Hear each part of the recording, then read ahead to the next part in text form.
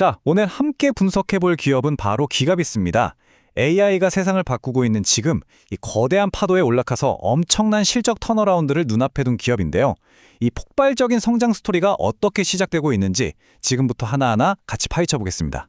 보통 우리가 AI 반도체 하면 칩 자체의 성능만 생각하잖아요. 그런데 진짜 성장을 가로막는 병목은 사실 다른 것에 숨어 있습니다. 그 강력한 칩들을 실제 시스템에 연결해주는 물리적인 기반, 바로 패키징 기술이 그 주인공입니다.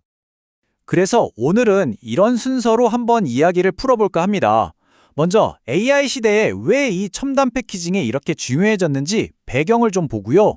그리고 이 시장의 절대 강자인 기가비스를 분석해 볼 겁니다. 다음으로는 구체적인 실적 전망과 성장 동력, 그리고 마지막으로 우리가 투자자로서 뭘 눈여겨봐야 할지 핵심 포인트까지 짚어보겠습니다. 네, 그럼 첫 번째 이야기부터 시작해볼까요? AI 혁명이라는 건 단순히 더 빠른 칩을 만드는 걸 넘어서 이제는 칩을 어떻게 담고 연결하느냐의 싸움으로 번지고 있습니다.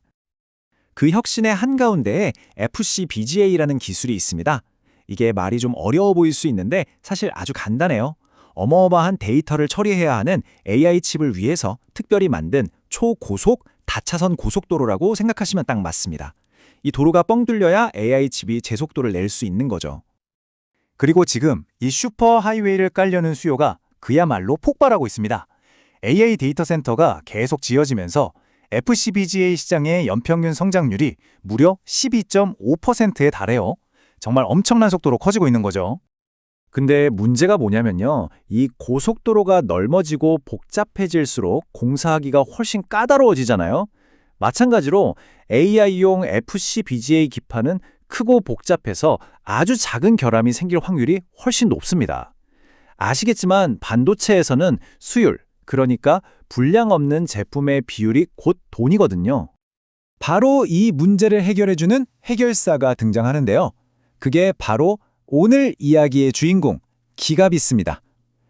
FSCB BGA 제조 공정에서 품질을 책임지는 그야말로 문지기 같은 아주 중요한 회사라고 할 수 있죠. 이게 얼마나 대단한 회사냐면 이 차트를 한번 보세요. 기가비스는 전 세계 FCBGA 검사하고 수리하는 장비 시장에서 점유율이 무려 50%입니다. 사실상 미국의 KLA라는 회사랑 둘이서 시장을 꽉 잡고 있는 과점 사업자인 거죠.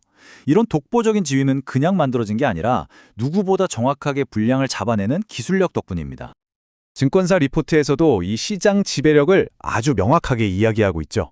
여기서 AOI는요, 자동으로 분량을 찾아내는 매의 눈 같은 거고요.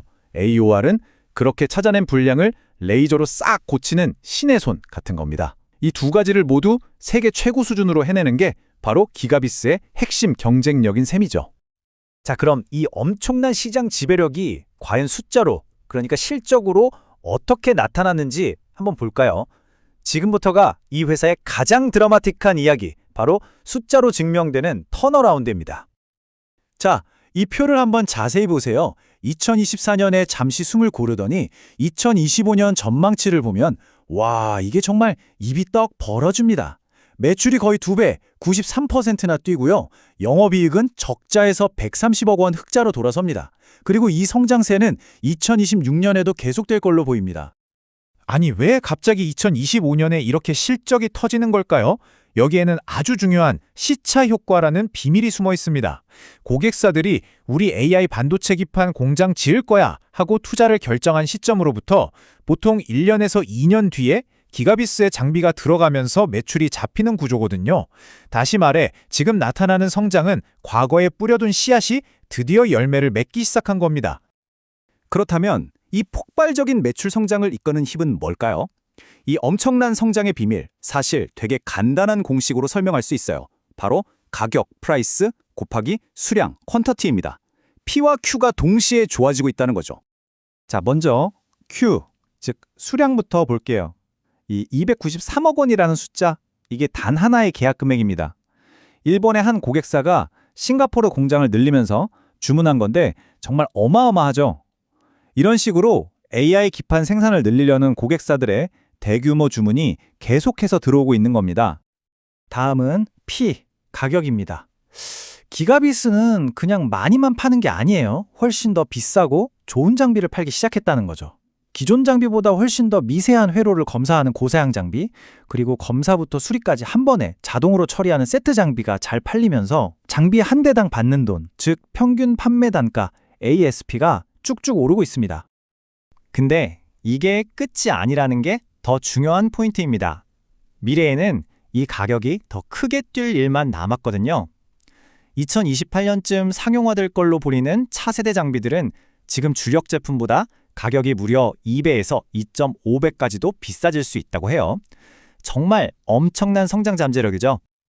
자, 그럼 지금까지의 내용을 바탕으로 우리가 투자자로서 앞으로 뭘 체크해야 할지 핵심만 딱딱 짚어드리겠습니다.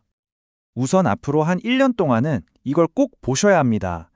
아까 말했던 그 대규모 수주가 올해 말에 매출로 얼마나 잡히는지, 그리고 새로 들어오는 주문들이 계속 비싼 장비 위주인지, 또 생산량을 늘리기 위한 화성 2공장 건설은 잘 되고 있는지, 이런 것들을 계속 확인해야 합니다.